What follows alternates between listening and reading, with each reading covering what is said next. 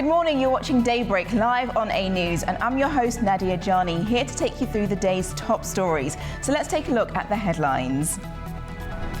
Tehran rejects claims of negotiations as Trump postpones attacks on Iranian infrastructure. Death toll in Colombian military plane crash climbs to 66. The cause is still unknown. And European Union and Australia seal long-awaited trade deal amid global tensions.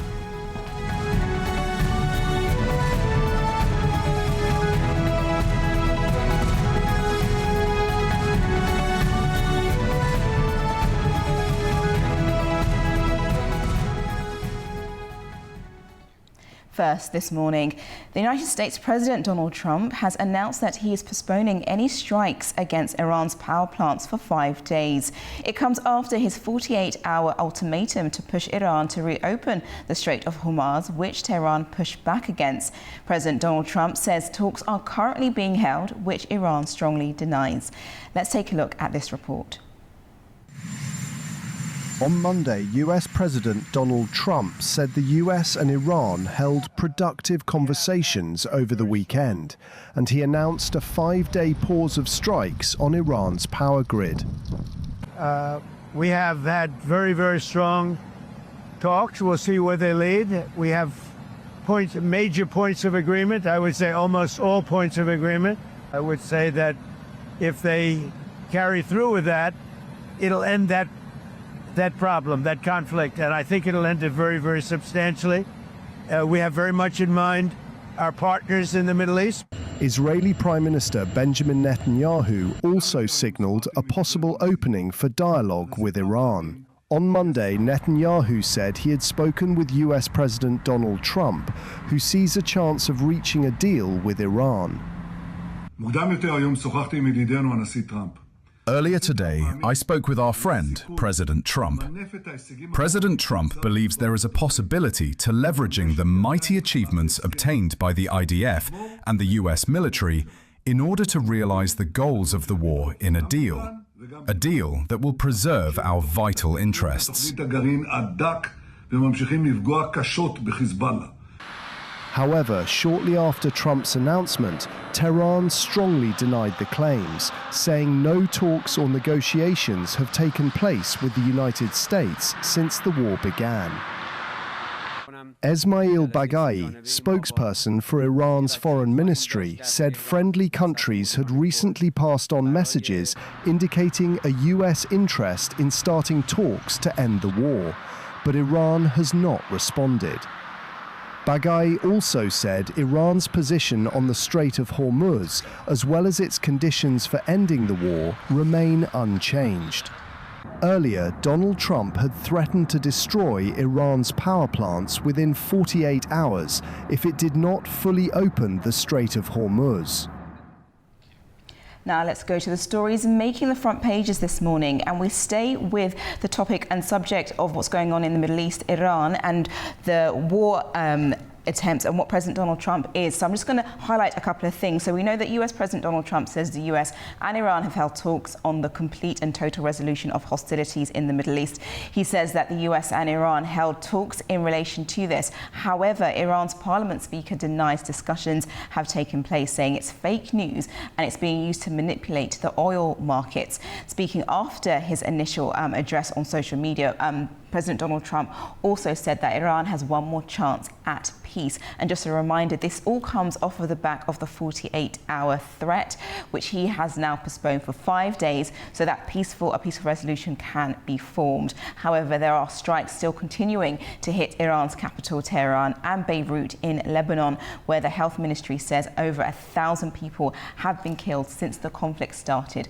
last month. So just to bring you a bit more context in regards to that, but we'll be keeping you very much informed and updated throughout the course of the day and throughout this week in regards to talks with Iran and the US if and when they happen.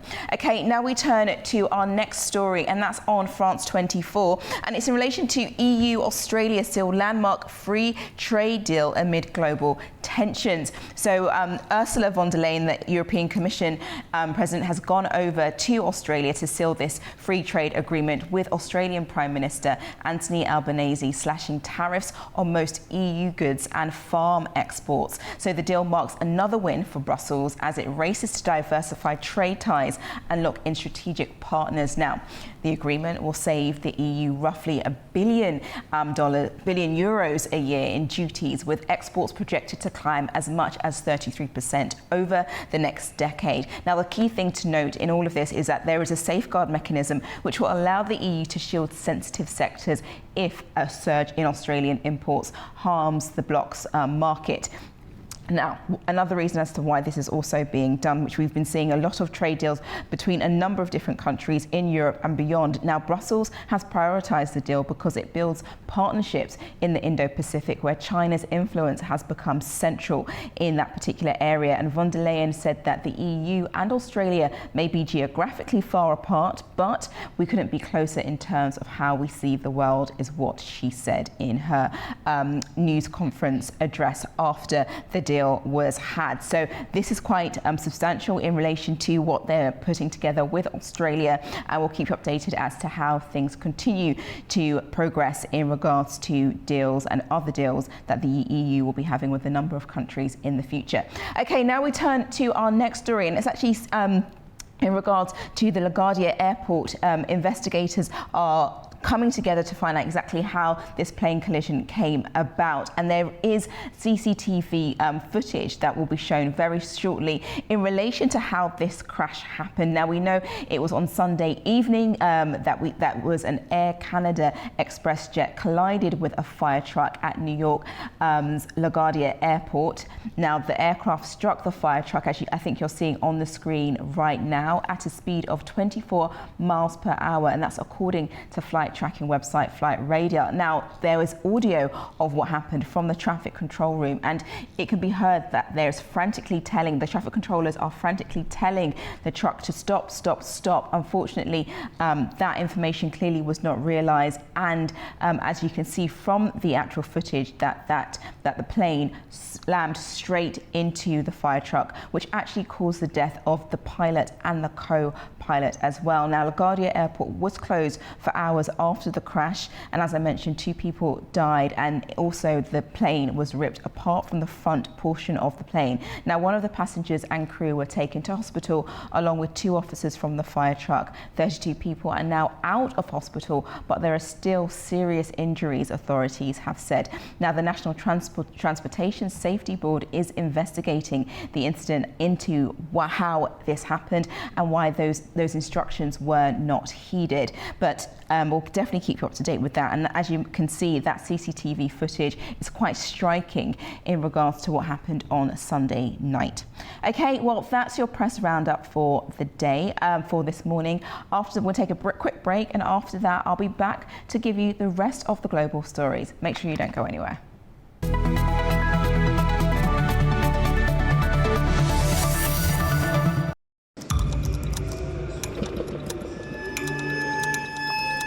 Inside Politics delves deeply into the heart of global issues shaping our world today.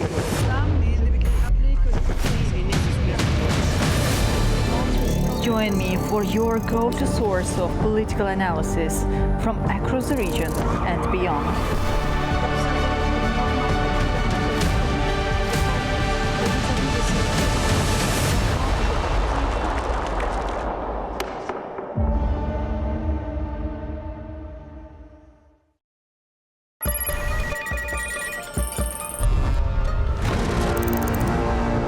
On World Business, we meet the boardroom leaders making market-moving decisions. And find out how leaders are dealing with continuous technological disruption.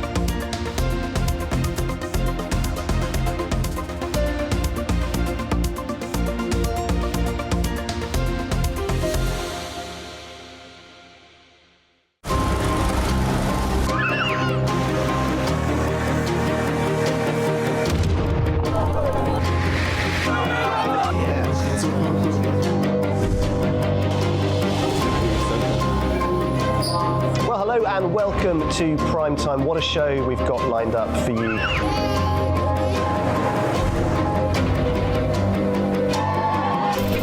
In a complex world, clarity is power.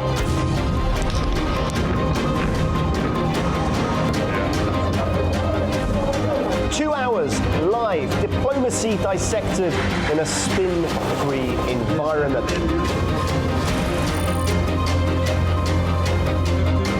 That's Prime Time with me, Guy Schoen, weekdays on A News.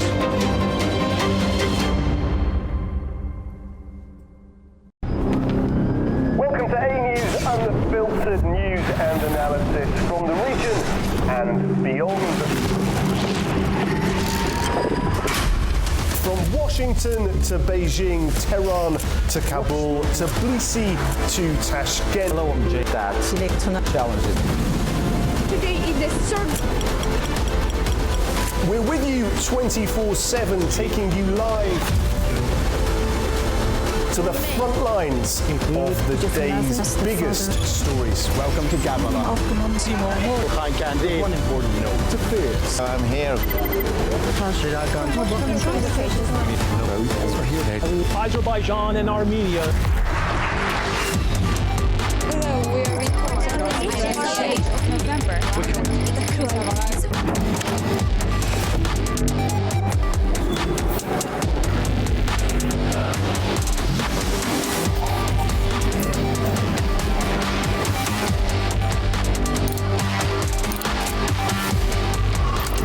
Reporting from Paris, Dar es Salaam, Tel Aviv, Washington, London, Moscow, Kyiv, Berlin, Rio de Janeiro, Beijing, Bangkok, Tbilisi, Tashkent, Almaty, Kazakhstan, Port Sudan, Tehran, Islamabad, Istanbul, Kabul, for A News.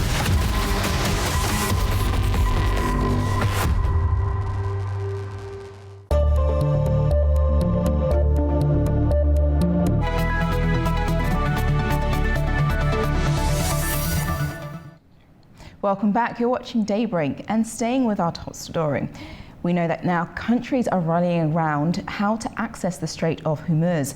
Bahrain has put forward a proposal that would authorize countries to use all necessary means to protect commercial shipping in the strait. Alongside this, NATO Secretary General Mark Rutte says 22 countries are now coordinating efforts to restore access through the pathway. He stressed the need for allies to act together. Here's what he had to say. When it comes to the strait, what we need to do is to work together. These 22 nations, again, most of them from NATO, but also the other ones I mentioned, to work through what is needed, when is it needed, and how we will make this together as soon as the time is ripe to get this done, to make sure that the Strait of Hormuz opens up. As the war continues, fuel pressures are beginning to show all over the world, with long queues at petrol stations, factory shutdowns and university closures. Several countries are buckling under the rising energy costs. Here's more.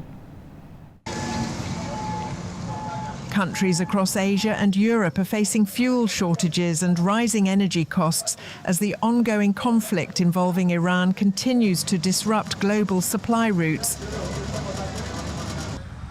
In India's Ahmedabad, long queues of scooters and cars formed outside petrol stations as anxious motorists rushed to refuel. While authorities insist there is no official shortage, reduced deliveries and panic buying have led to significant delays. You can see the crowd here in Ahmedabad city. Nobody knows why this is happening. We have been stuck at the petrol pump for the past 1.5 to 2 hours. Men and women, everyone is stuck. We don't know why this is happening. The crisis is also hitting industry. In Surat, a major textile hub, factories are struggling with gas shortages. Some have turned to firewood to keep operations running, while others have been forced to shut down due to their reliance on gas-powered systems. Some boilers and machines are running on firewood, but there are some others that solely rely on gas. That's why factories are being forced to shut. The disruptions are largely linked to blocked shipping through the Strait of Hormuz, a vital route for global energy supplies. India, one of the world's largest energy importers, has been particularly affected, facing shortages of both fuel and cooking gas. In Beijing, motorists queued at fuel stations ahead of an expected price hike as authorities raised retail fuel caps in response to soaring global oil prices. Meanwhile, in Slovenia, the government has introduced limits on fuel purchases to curb hoarding and ease pressure on supplies. Drivers are now restricted to fixed daily amounts, while the army has been deployed to support fuel distribution. The impact is also being felt in the aviation sector, with airlines cutting flights and raising fares as fuel prices surge. Some carriers warn of billions of dollars in additional costs if high prices persist. The conflict, which began in late February, continues to ripple across global markets, raising concerns over energy security and the risk of prolonged disruption. Staying on the war but moving over to the UK, Prime Minister Keir Starmer has chaired an urgent meeting to tackle the impact of rising tensions in Iran. Ministers emphasised the need for calm while steps are being taken to shield households and stabilise markets. Our correspondent from Manchester has more. UK Prime Minister Keir Starmer has chaired an emergency Cobra meeting on Monday to assess the economic impact of the escalating war in Iran.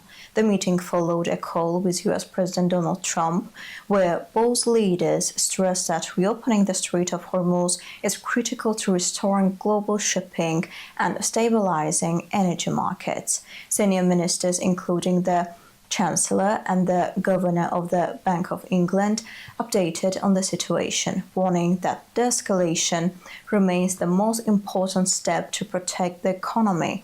The Prime Minister has made clear that bringing the conflict to an end is the government's top priority, as concerns grow over rising costs and instability linked to the crisis. Speaking earlier to MPs, Starmer said the immediate focus must be on securing a negotiated resolution, including efforts to place tougher conditions on Iran, particularly around nuclear weapons. At the same time, the government is preparing measures to shield households from the economic impact. The Chancellor is expected to outline steps in Parliament aimed at protecting working people from unfair price rises, including a crackdown on companies accused of exploiting the crisis. Plans include a new anti-profiteering framework designed to help regulators identify and act against price gouging.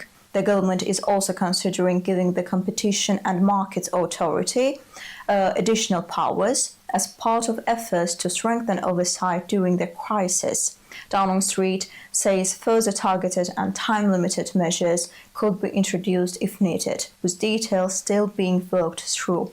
At the Liaison Committee earlier in the day, Keir Starmer warned that ministers mustn't fall into the false comfort that there will be a quick and early end to the Iran conflict, and said the government had to plan on the basis it could go on for some time. He also stressed that the situation was not our war and any UK involvement must have a lawful basis, as he urged focus on swift de-escalation while preparing for longer-term effects.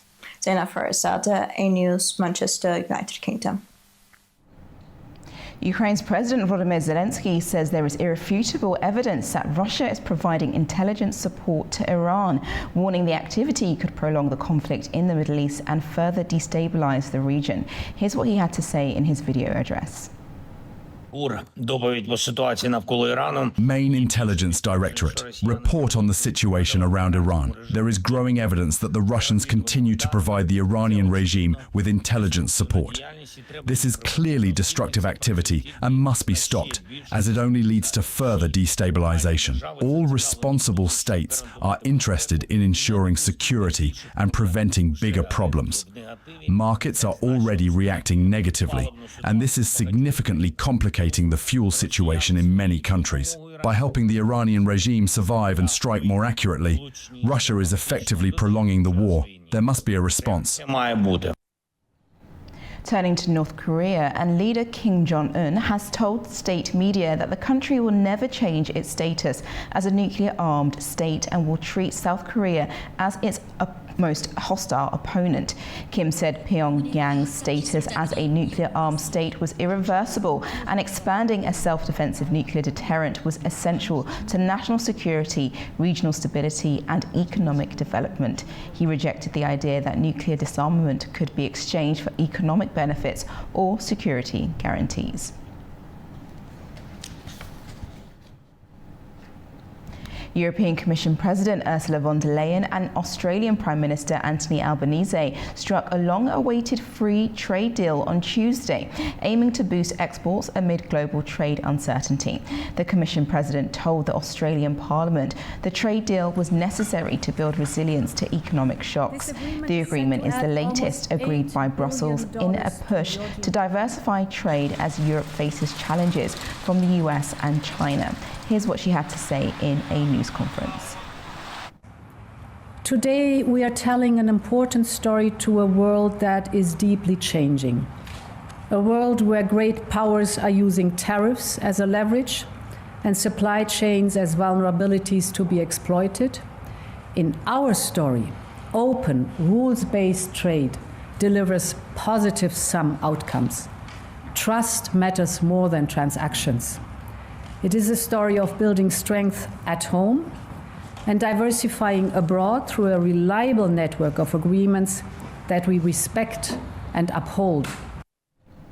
Turning to Colombia, and a military transport plane crashed shortly after takeoff, leaving dozens dead and many more injured.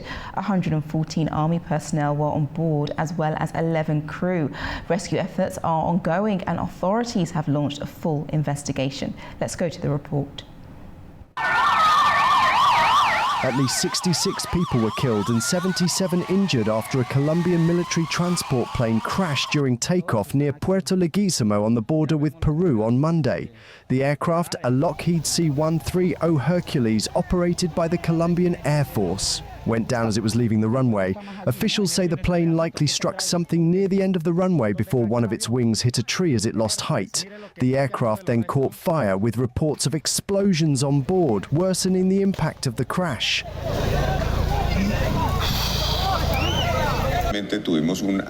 Unfortunately, we had an air accident at 9:50 in Puerto Leguizamo, Putumayo. It involved a Colombian Aerospace Force Hercules C-130, registration number 1016. It was covering the Puerto Leguizamo to Puerto Asis route, transporting soldiers from our national army.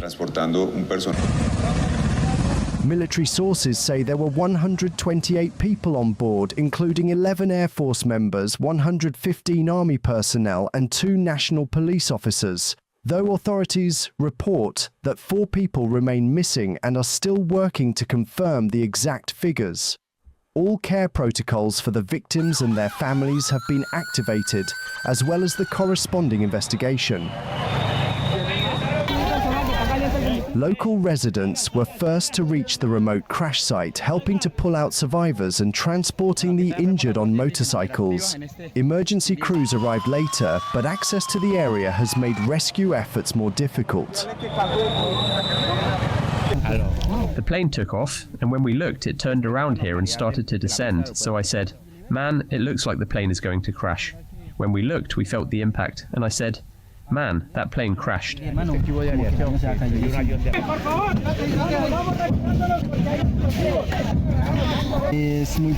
It's very sad, truly heartbreaking, because it affects not only this municipality but all of Colombia, the families and the children who may be serving in the security forces. So my deepest condolences go out to them. It really is sad. President Gustavo Petro has separately criticized bureaucratic delays affecting plans to modernize the military, though it is not yet clear whether that is linked to the crash. The crash is considered one of the deadliest involving Colombia's military in recent years, and an investigation is now underway to establish the exact cause. Over to the US, and New York's LaGuardia Airport has reopened for flights after an Air Canada jet hit a fire truck on Sunday night, killing 2 and injuring dozens. The pilot and co-pilot were killed in the collision, which crushed the nose of the aircraft. Some 43 passengers and crew were taken to hospital with injuries ranging from broken bones to bruising. All but 9 have since been discharged. 2 fire truck officers are in stable condition in hospital. 20 flights that were scheduled to head to LaGuardia were diverted to nearby airports, while over 200 flights for Monday were cancelled. Public workers and teachers have protested in Caracas over low wages, while a separate pro-government rally called for the lifting of US sanctions. Demonstrators clashed with government supporters, with police separating the groups as the march was blocked. Union leaders said workers have not benefited from state resources, while teachers and pensioners warn many cannot afford food or medicine. At a separate rally, pro-government supporters rejected US sanctions, which officials say are harming the economy.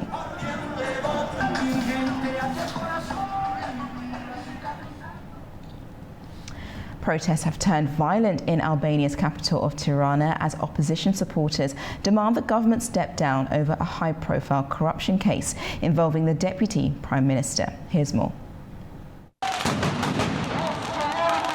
Clashes broke out in Albania's capital Tirana as opposition supporters protested against the government. Police used water cannon to push back crowds after demonstrators threw petrol bombs and fireworks near Prime Minister Edi Rama's office.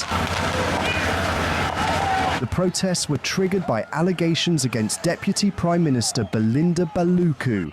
Prosecutors accuse her of interfering in public tenders for major infrastructure projects and favouring certain companies, accusations she denies. An anti-corruption court has suspended Baluku from her post, and prosecutors are seeking her arrest. However, earlier this month, Parliament voted against lifting her immunity, preventing any immediate detention. The case has deepened political tensions in the country at a time when Albania is seeking to join the European Union, with officials in Brussels calling for stronger efforts to tackle corruption and organised crime. Italy's Prime Minister Giorgia Meloni has conceded defeat after voters rejected a key judicial reform in a national referendum. Preliminary results showed around 54% against the changes, dealing a blow to Meloni's government ahead of next year's elections. Despite the loss, she said that she would respect the outcome and remain in office. The proposed reform aimed to separate the careers of judges and prosecutors and restructure the judiciary, but critics argued it risked undermining judicial independence. The result marks the first major setback for Meloni's administration since taking power.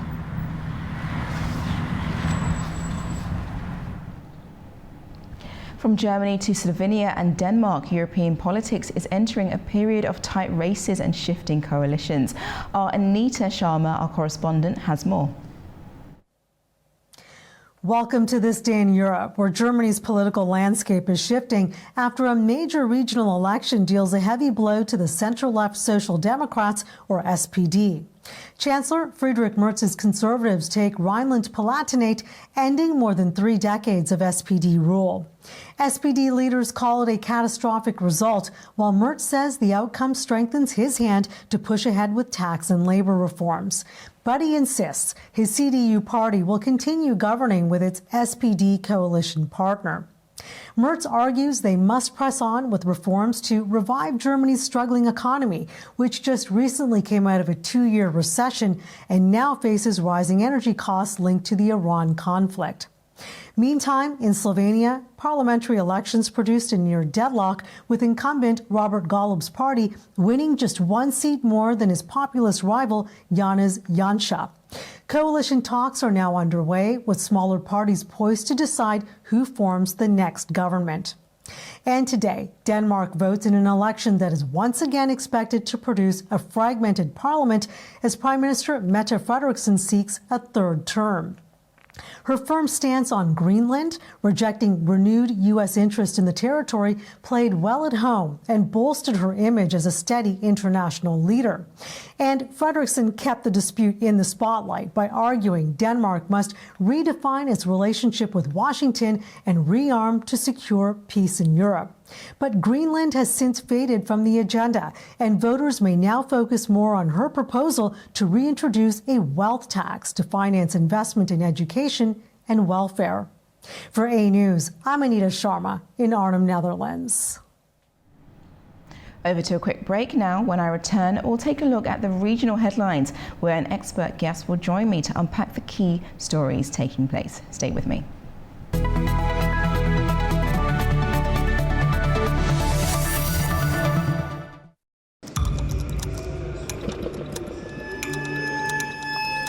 Inside Politics delves deeply into the heart of global issues shaping our world today.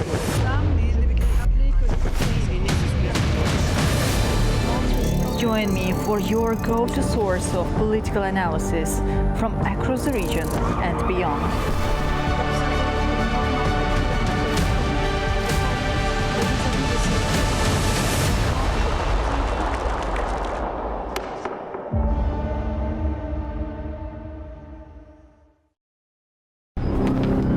Welcome to A News, unfiltered news and analysis from the region and beyond. From Washington to Beijing, Tehran to Kabul, to Tbilisi to Tashkent. Hello, I'm Jay. That's challenging. Today is the third. We're with you 24/7, taking you live to the front lines of the day's biggest stories. Welcome to Gabala. One important note to fears. I'm here. Azerbaijan and Armenia.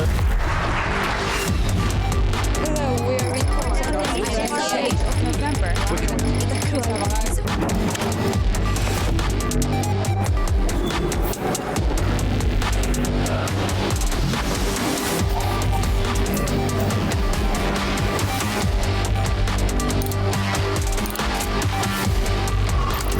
Reporting from Paris, Dar es Salaam, Tel Aviv, Washington, London, Moscow, Kyiv, Berlin, Rio de Janeiro, Beijing, Bangkok, Tbilisi, Tashkent, Almaty, Kazakhstan, Port Sudan, Tehran, Islamabad, Istanbul, Kabul. For A News.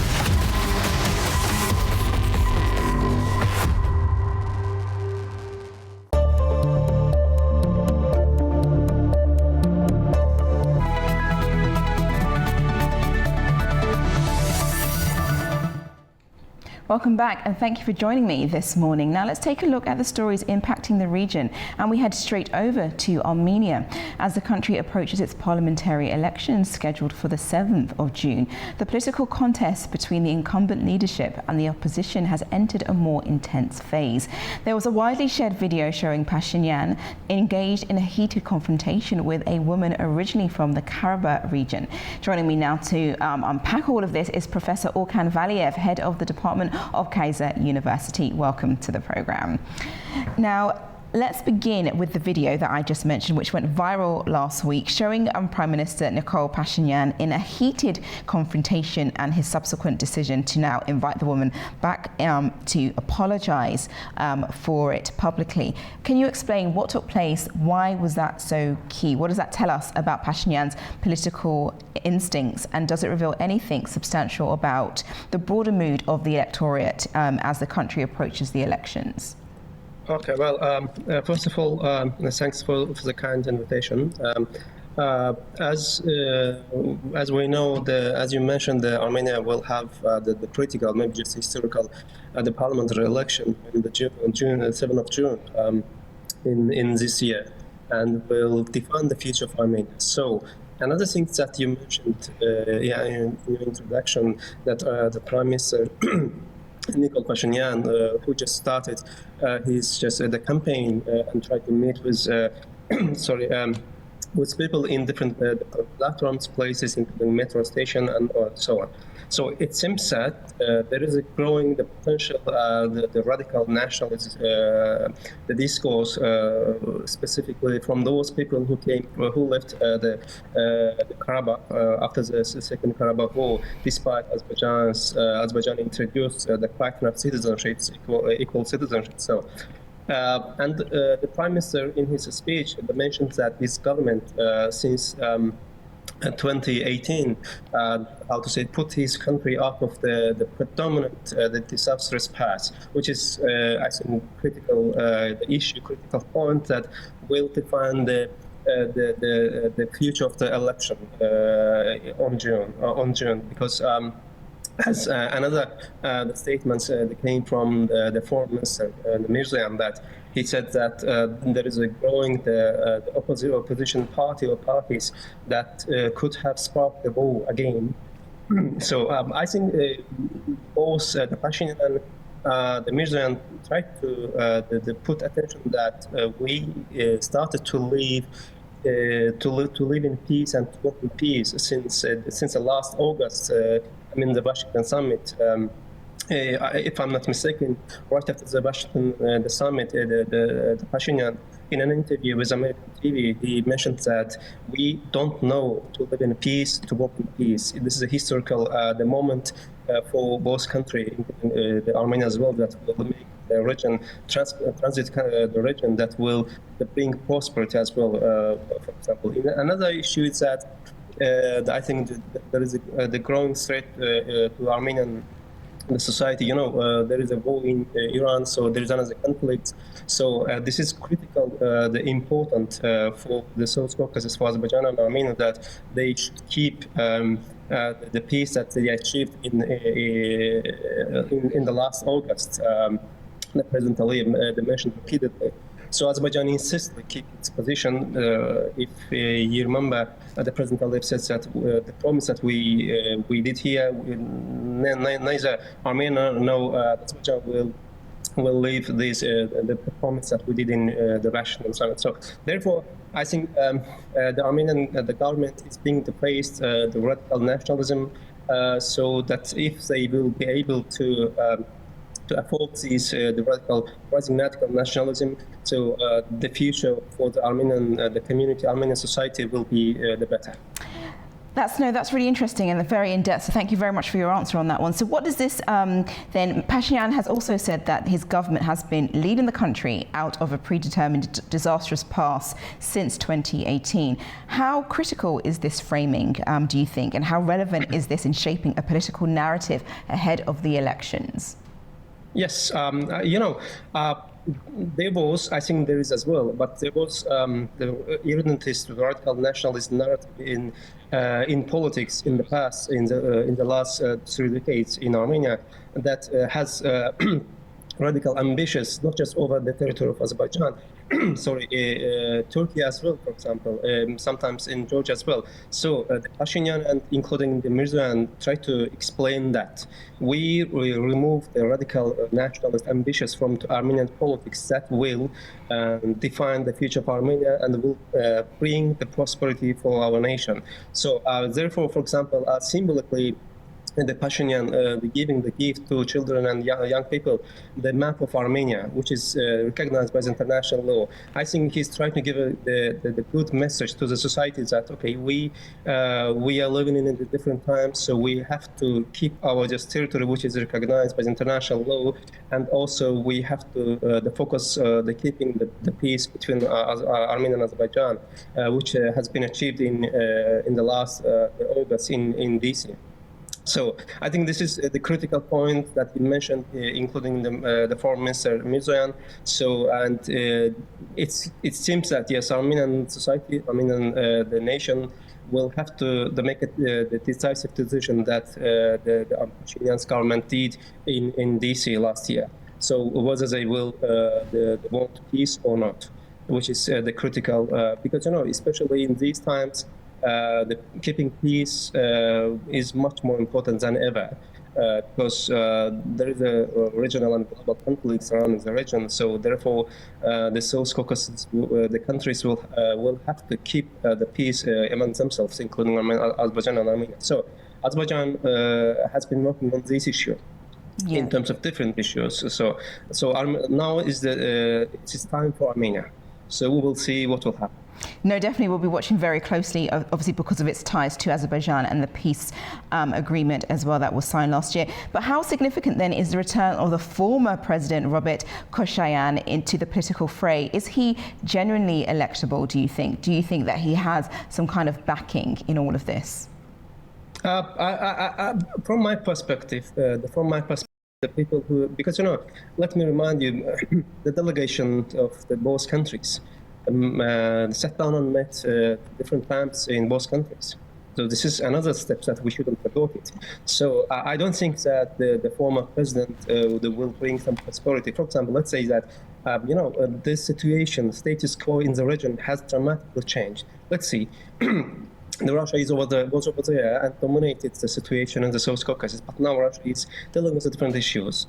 In Ukraine, the main issue in its foreign policy, for example. So, of course, Russia is here as a neighboring country and so on. But, however, the situation is totally different. The Azerbaijan situation is totally different. So, the war is in Iran, so the war in Ukraine. So, in that sense, I don't think that the former president will make some sense for the future of Armenian nation. This is just from my perspective of the Armenian the society, of course. This is just nonsense because and also let me repeat again, if the Armenian society, Armenian nation will be able to eliminate this radical and irredentic nationalism, the future for the Armenian nation will be better because. I think this is a critical issue before the signing of the final the peace agreement between Azerbaijan and Armenia. So if they will do that, if they will be able to pass this, the critical moment, so the future will be better, not just for the Armenia, for the entire region, because the conflict is the main, just the issue for the future of the region. Imagine the implementation of the corridor through the Armenia to the Nakhchivan, and so will bring the different opportunities that we repeatedly mentioned in the broadcast that will eventually include different opportunities. So despite the war in Iran. So because there is another, the continuous the issue, economic issue, the trade issue. Yes, and given, I'm just going to turn slightly over to another actor in all of this. Given his long-standing ties to Russia, how might Moscow position itself in relation to his candidacy? Of course, it seems that the Moscow doesn't happy with let's say the Russian government, but the question is another question is that. So what is the position of Russia in the region, in Armenia? So because the Ukrainian issue is a great issue. So Russia lost many of its arsenals and the soldiers and so on, and the issues, especially economy and so on. So I don't think that the Armenia, Russia will try to intervene directly like in the past. Specifically, we shouldn't forget the Armenia, so the U.S. engagement, Trump administration engagement to the process through the Trump road. So despite the war in Iran, so the process is over there. So we shouldn't miss the process. So the process includes different actors. So therefore, I don't think that Russia will have the domination like in the past. I see. So very different from how things were used to be done. Well, thank you so much, Professor Vallier, for joining me this morning for your insights. It's been very, very helpful. Thank you. Pleasure. Thank you. Now, tensions between Afghanistan and Pakistan remain high, despite a temporary ceasefire for Eid Fatil. Brokered by regional mediators, both sides accuse each other of violating the truce with cross-border attacks. A News' correspondent Tamim Bahis sent this report from Kabul. A fragile ceasefire between Afghanistan and Pakistan is under strain as officials in Kabul and Islamabad trade allegations of a violation during the Eid holidays.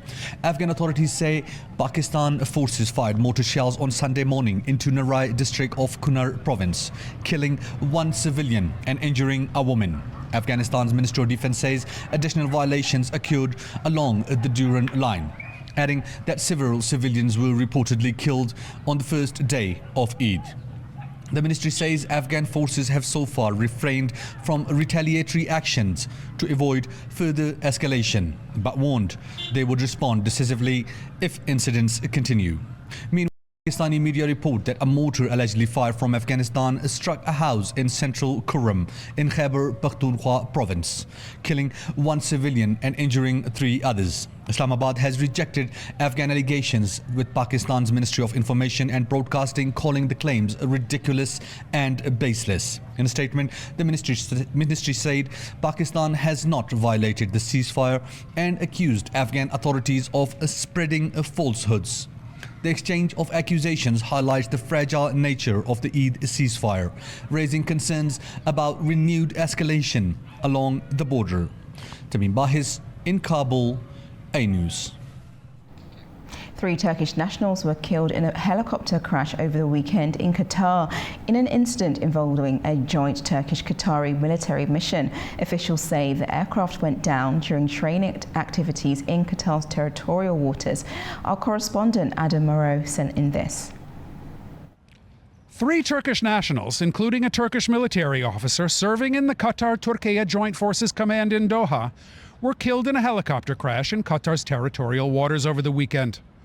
All 7 people aboard the aircraft have since been confirmed dead. According to Turkey's Ministry of National Defense, the helicopter belonged to the Qatari Armed Forces and was conducting routine training activities when it crashed into the sea on Saturday evening.